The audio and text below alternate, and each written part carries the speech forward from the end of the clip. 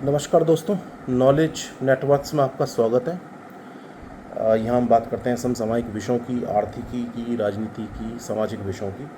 तो आज का जो हमारा टॉपिक है वो ये है कि पिछले दिनों हमने एक वीडियो भी बनाई थी और टॉपिक है कि राम मंदिर जो अयोध्या में है, राम जन्मभूमि का मंदिर, उसमें जो चोरी का इशू था वो चोरी किस प्रकार से हुई।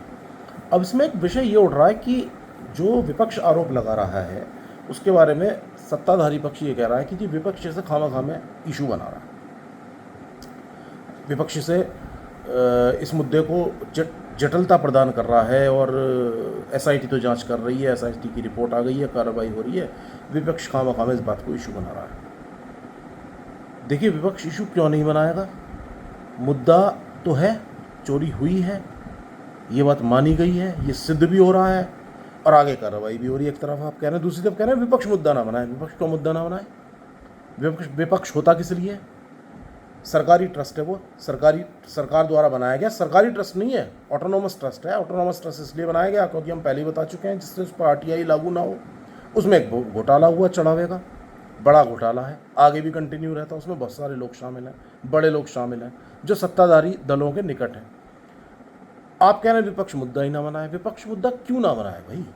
जब भाजपा विपक्ष में थी तो भाजपा भी मुद्दा बनाती थी। बहुत सारे 2G घोटाला हो, उससे पहले कभी पुराने समय में बोफोर्स घोटाला हुआ, उसके अलावा मनमोहन सिंह सरकार के अंदर बहुत सारे मुद्दे बने और उन्हीं मुद्दों को उठाने की वजह से भाजपा को सत्ता में देश की जनता पूरे बहुमत से लेके आई।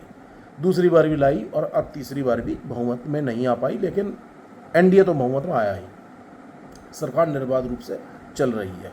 लेकिन आप ये अपेक्षा करें कि जो विपक्ष जो है वो मुद्दा ही ना बनाए, वो मुद्दा उठाए ना, सिर्फ इसलिए ना उठाए क्योंकि उसने राम जन्मभूमि पर बने इस भव्य मंदिर का विरोध किया था। ये बात सही है, कांग्रेस ने भी विरोध किया, उसने तो हलफनामा में सुप्रीम कोर्ट में ये तक कह दिया था कि राम तो काल्पनिक है।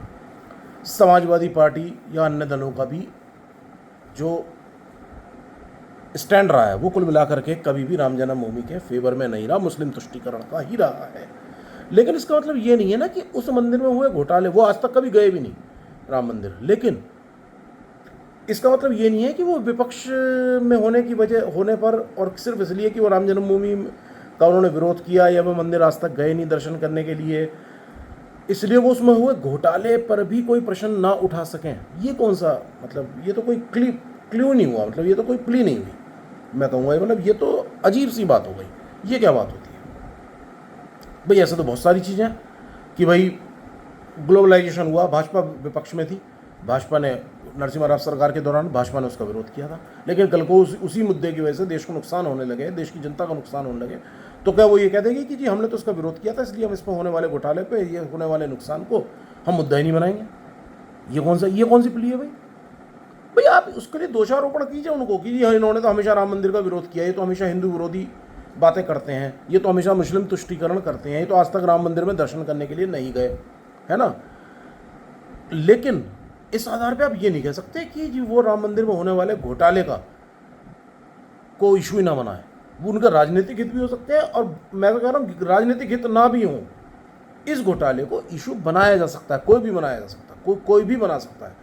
ऐसा तो कोई हिंदू जो है वक्फ बोर्ड में इतने सालों से जो घोटाले होते आ रहे हैं, जिसकी वजह से नया वक्फ कानून भी बनाया गया, भाजपा का कोई लेना देना नहीं था उसका, भाजपा तो हिस्सा था नहीं उसकी, भाजपा ने तो वो कानून बनाया नहीं था, लेकिन उसमें होने वाली गड़बड़ियों को उजागर करना, चाहे सरकार में रहते हुए या विपक्ष में रहते हुए, तो विपक्ष किसी भी राजनीतिक दल का धर्म बनता है, उसका राजनीतिक स्वार्थ कह लो, राजनीतिक जरूरत भी है, क्योंकि मुद्दे नहीं उठाएंगे तो फिर कैसे चलेगा? राजनीति में तो यही होता है ना, विपक्ष का तो मुख्य काम ही यही है कि सत्ता पक्ष पर निगरानी रखना, उसकी कमियों को बताना।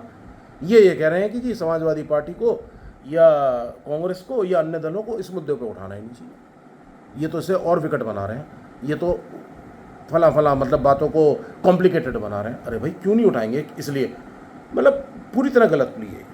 तो जी बात यह है कि राम मंदिर का किसी ने कितना ही विरोध किया हो, राम का कितना ही विरोध किया हो, राम मंदिर में भले ही दर्शन के लिए ना गया हो, लेकिन इसका मतलब ये नहीं है कि वो राम मंदिर में होने वाले इस चढ़ावा के इस करोड़ों अरबों रुपए के घोटाले को पे आंखें मीच ले और वो ना बता सके, उसको बताने का अधिकार नहीं है। ये कहीं से कहीं तक ये हजम होने वाली बात नहीं है।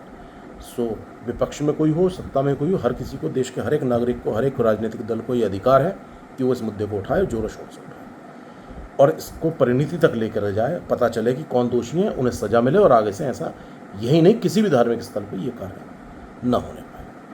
धन्यवाद।